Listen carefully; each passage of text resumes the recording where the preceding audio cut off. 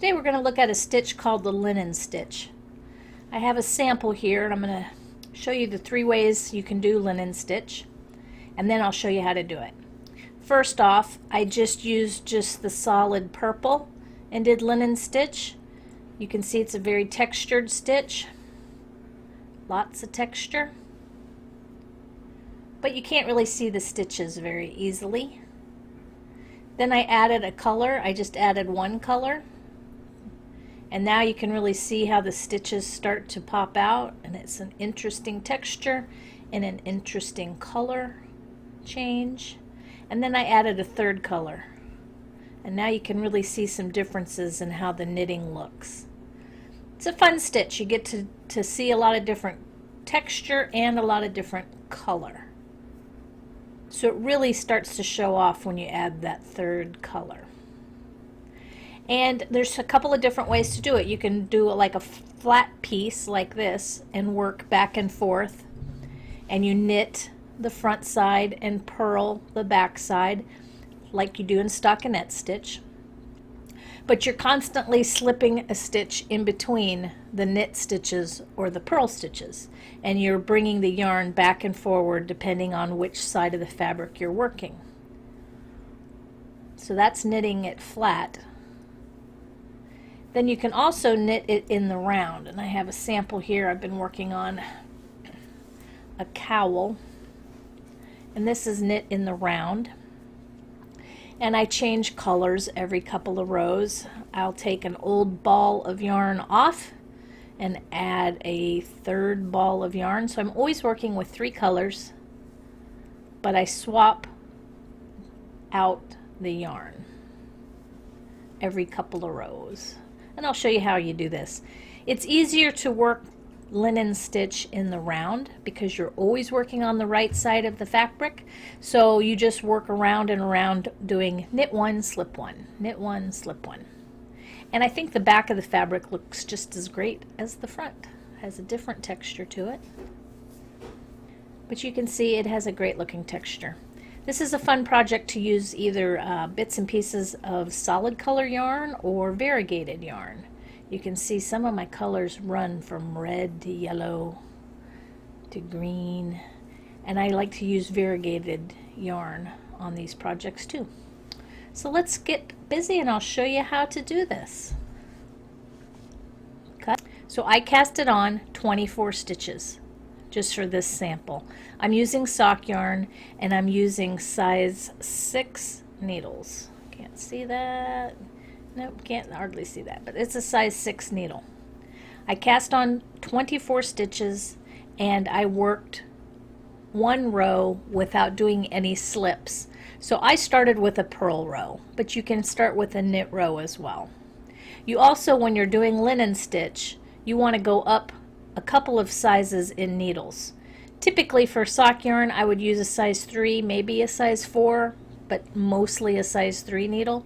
But for this project I'm using a size 6 because when you make linen stitch it's a very dense fabric and it looks more woven than it does knitted, and because it's so dense you need to go up at least 2 sizes in needle.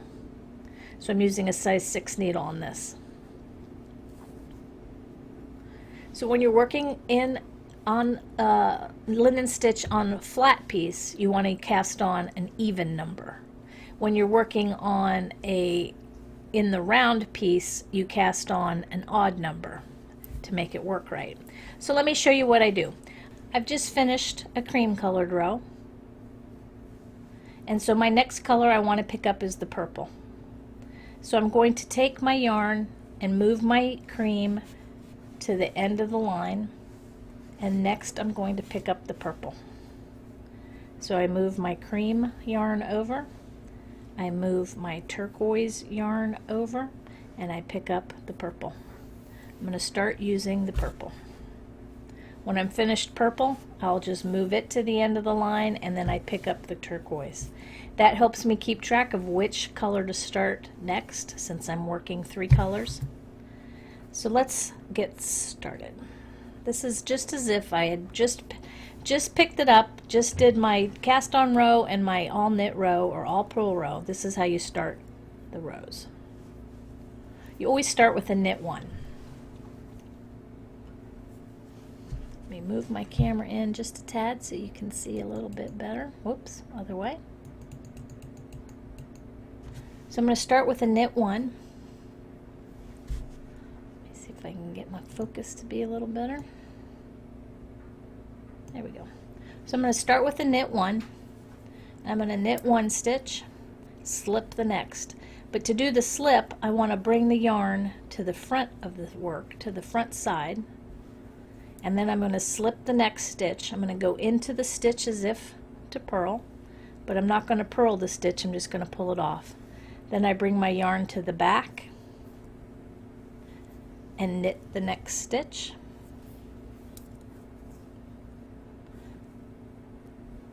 Then I'm going to bring my yarn to the front and slip the stitch as if to purl. Bring my yarn to the back. So you have to get into a little bit of a rhythm here. It's just about like a knit one, purl one rhythm.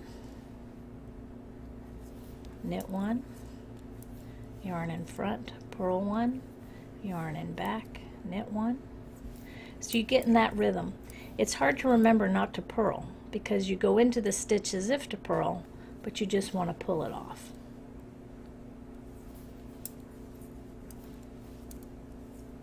And you do get into a little rhythm. But you have to pay attention to. This is a stitch that's easy to get yourself off count. So I'm going to try while I'm talking on the video to keep myself in count. So I'm going to go ahead and speed up the video and finish this row, and then turn it around and show you the purl side.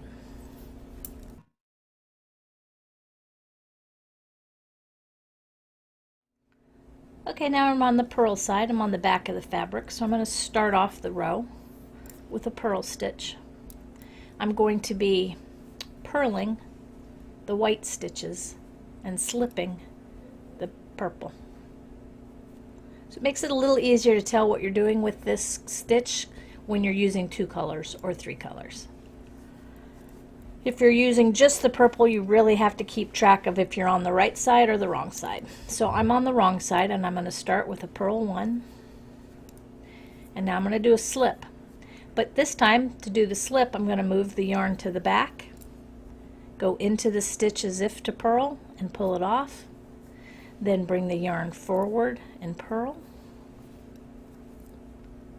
yarn in back and slip it off, yarn in front and purl. Get in your little rhythm.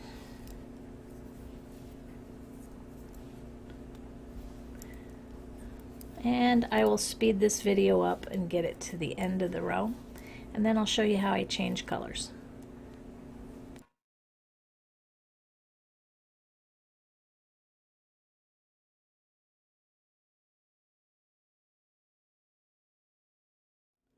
There, I'm to the end of the row. I'm ready to change colors. I just finished working the purple. I worked cream before that, so now I'm ready for my teal. So I'm going to take my purple yarn and I'm going to move it to the end of the line. I'm going to move my purple over and my cream over, and I'm going to pick up the turquoise and start working the turquoise. And again, because I'm working flat, I can always start with the same stitch because I have an even number of stitches. So I'm going to work a knit one, slip one, knit one, yarn in front, slip one, yarn behind, knit one, yarn in front, slip one, yarn behind. So that is the pattern. You just keep doing that pattern, swapping out the colors every other row, and you get a pretty terrific looking fabric.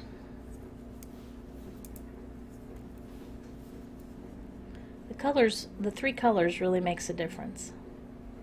Really shows off the stitch.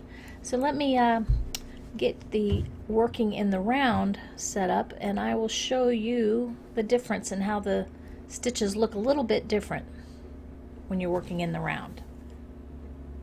Okay, now I'm going to show you working on this cowl that I'm making. Since the right side is always facing me, I never have to work the purl row, which is kind of handy. And you always start with a cast on of an odd number of stitches, so your stitch count will always work out mathematically as you're going around the round. You are always knit one, slip one, knit one, slip one. And it really doesn't make any difference where the beginning of your row is, because at any point you can drop one yarn and tie on another ball of yarn. Because the math works out, you never have to really worry about the start of the row. I can tell where the start of my row is because the other two colors that I'm using here are together and they start right here. So I know that's where the start of my row is.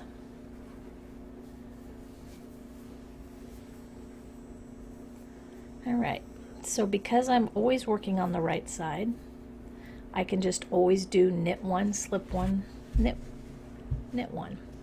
So let me change my focus so that you can see my stitches really nicely. There we go. There we go. I want to show you what you're looking for if you were to set this down and you can't remember when you pick it back up later, if you were in the knit, ready to knit, or you're ready to slip and you can't remember. Here's how I figure it out. I look to see what I've already accomplished. And I have a knit one, slip one pattern, so I look to see which stitches are knitted. And as you can see, the green stitches have this little, it's the V, but it's a little hard to see, but the green stitches have a bump right underneath, and the purple stitches don't. So the purple stitches are my slipped stitches. The green ones are the knits. And since I know this is a every other stitch kind of pattern, I can say my purples, slip, knit, slip, knit. So my next one has to be a slip stitch. So I double check that as well. I look on this side, and you can tell the stitches that need to be slipped and the stitches that need to be worked. Slipping the knit and knitting the slip. So if you can see, I'll try to get this really up close to the camera and focused, maybe. There we go. If you can see, if I pull this down,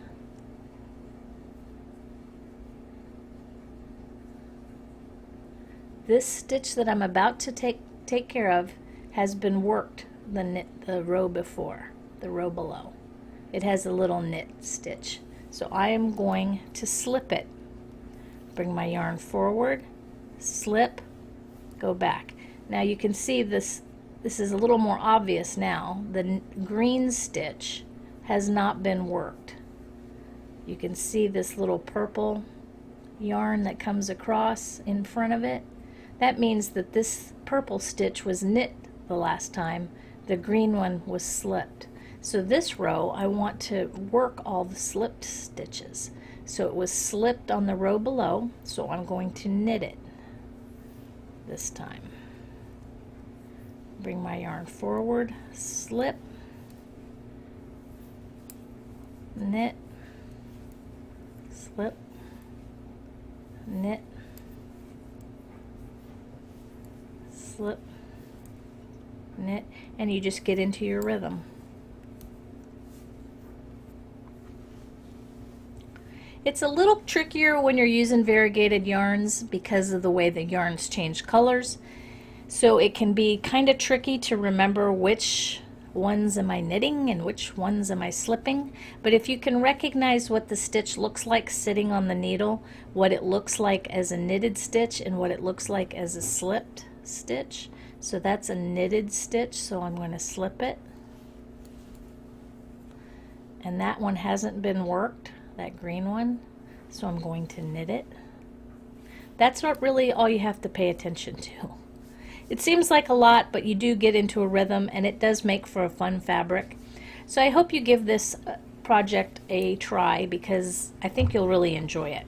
Now to end this project, when I'm ready to cast off, if I were to just go ahead and cast off a row, all these slip stitches would leave a hole in the fabric and would look terrible. So before I cast off, I'm going to do one row of knitting or one row of purling and then do the cast off. I will probably purl. I don't know why, I just want to. I will purl one row with one color, get all the slip stitches off the needle and just worked it in as a knit stitch or as a purl stitch. So I will do one row of purling, then I will do a cast off, and then it'll give a real nice edge, just like your cast on edge. You'll leave a nice edge with no holes. So give this project a whirl. It's a great stash buster. You'll use up lots of little bits and pieces of yarn. Let me show you some of the yarn that I've been using for this project. It's just bits and pieces of yarn that I've had left over. Some of it's hand dyed, some of it's self-striping. Here's another one. Just changes colors as it goes. Here's another one. Changes colors as it goes. I even use some self-striping yarn. Just swap it out as it goes. I try to use light colors, dark colors, bright colors, solid colors. This one's just a bunch of browns, some greens mixed in. And so I will knit 3 or 4 rows with a set of 3, then I'll swap one yarn out and get a different color, and then do another row, 3 or 4 or 5 rows, then I'll swap out another color. So I'm just constantly changing colors, getting lots of different stitch patterns going. So it's a great project. I hope you try it. Thanks for watching. I hope you enjoyed the video. If you did, give it a thumbs up. I appreciate that. If you have any comments, leave those down below in the comment section, and if you have any suggestions for future videos, leave those also in the comment section. Thanks again for watching. Bye.